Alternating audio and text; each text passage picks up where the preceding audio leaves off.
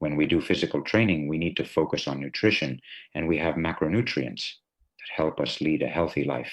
What happens is that sometimes, given that right now, diets, the soil, the minerals, and the components of those fruits and vegetables don't seem to be the same.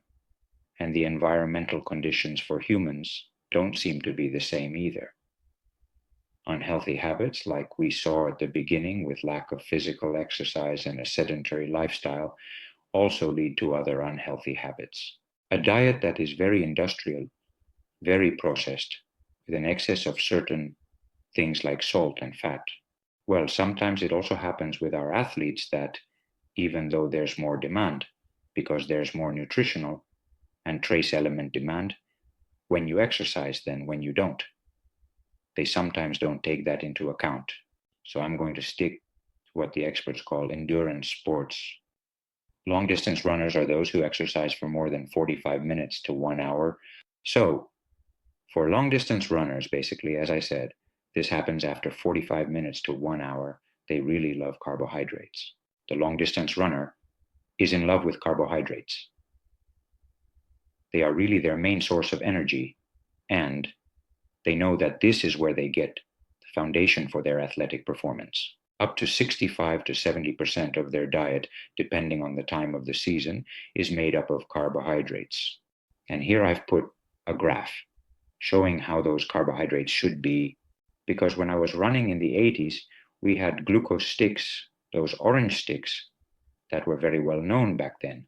But the only thing was that glucose causes insulin spikes, meaning that while glucose increases your energy availability, it also triggers an insulin spike that dampens or buffers that effect.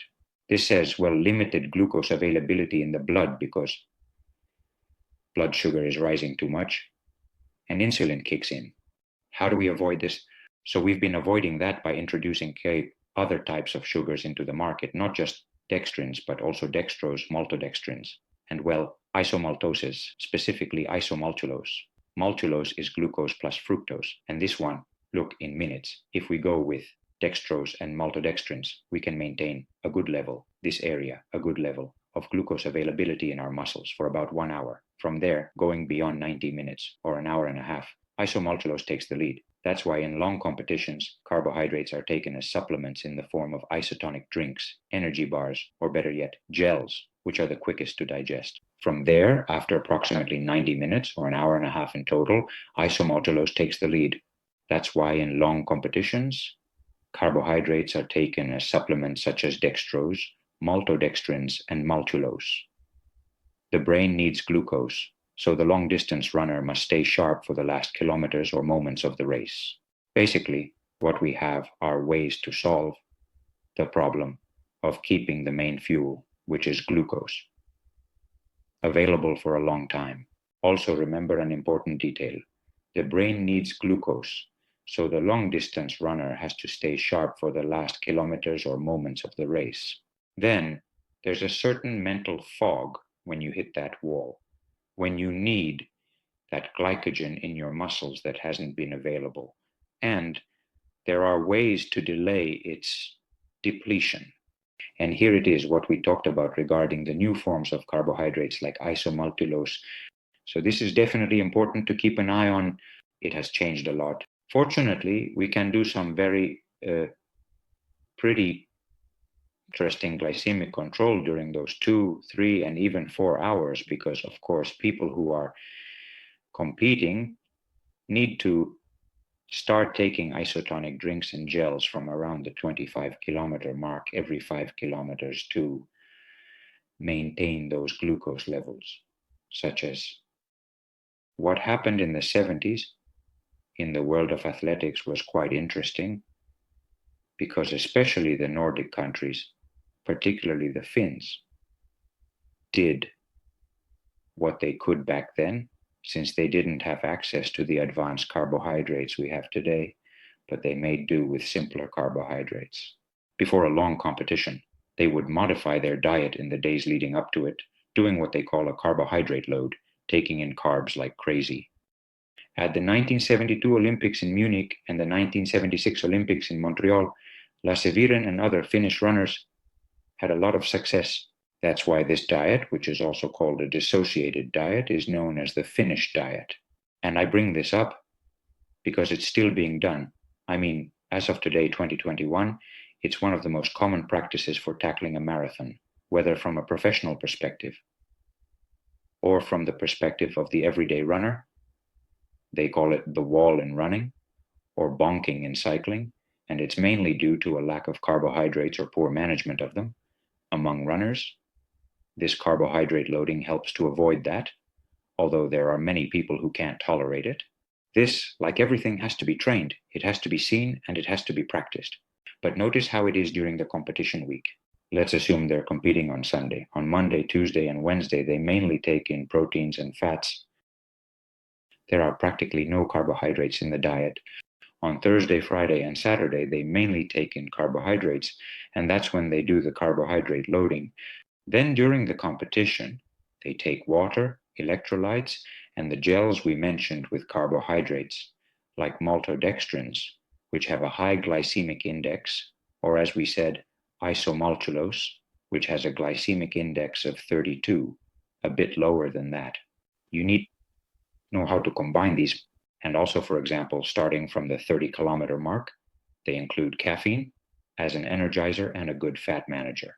Before 2004, the World Anti-Doping Agency, WADA, considered caffeine as a doping substance because it was said to stimulate a lot when it meets two conditions.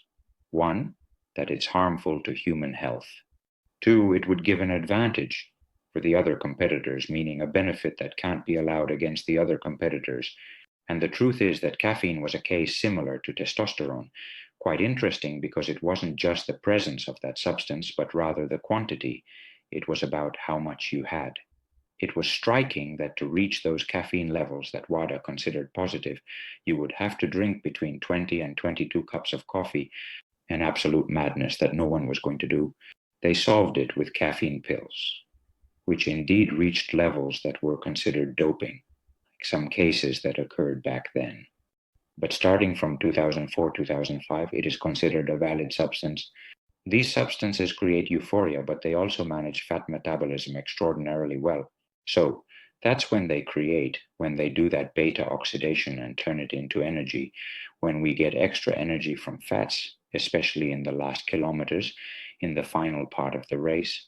So in the carbohydrate gels with isomaltulose, they include caffeine. In the first gels from kilometer 25 to 30, there's no caffeine, but starting from kilometer 30, they do include caffeine. This is another way to supplement.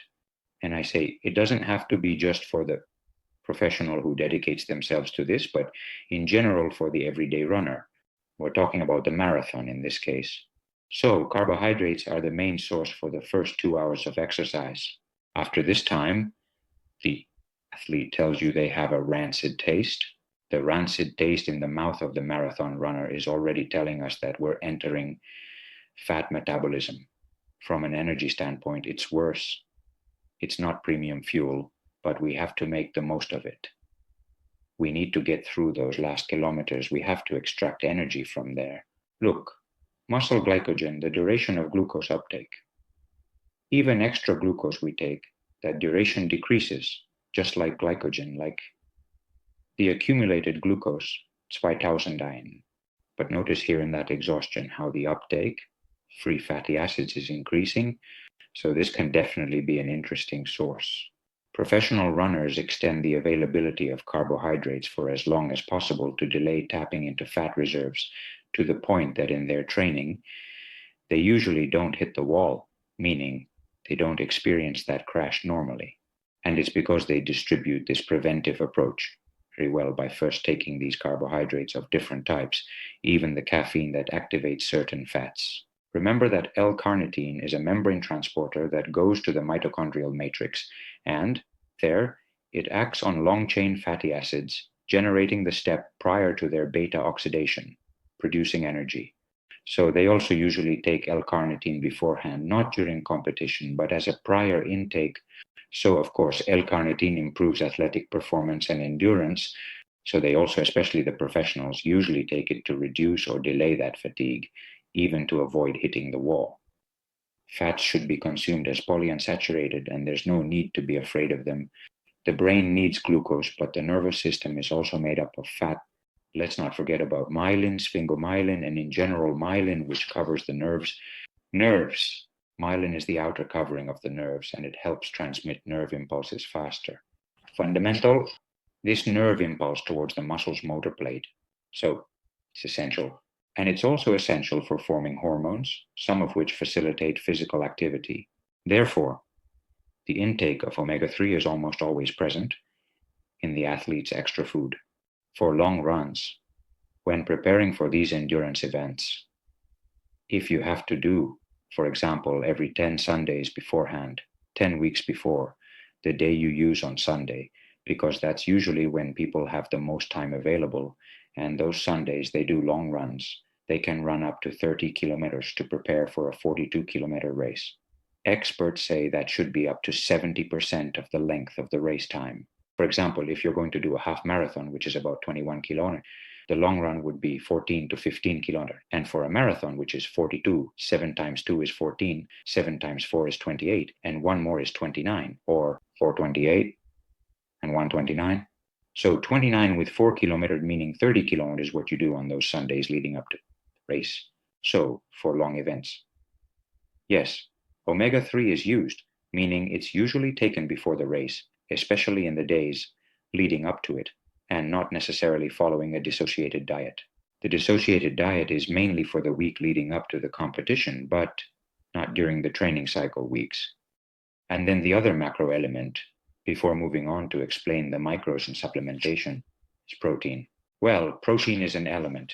We know it's purely structural for muscle and connective tissue, so the energy it can provide us is desperate when we start relying on protein.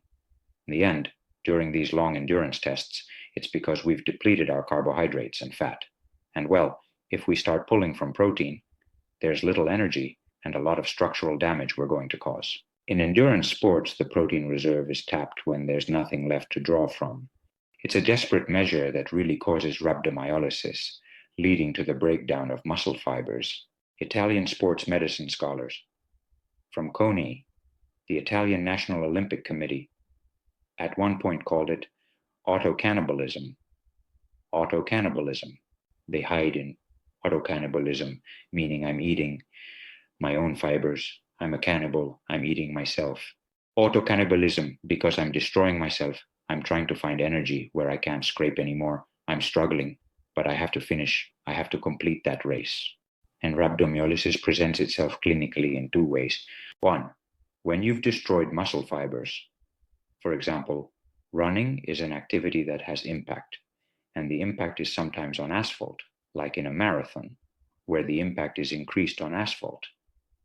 You break muscle fibers, and then you're causing a release, a blood extravasation.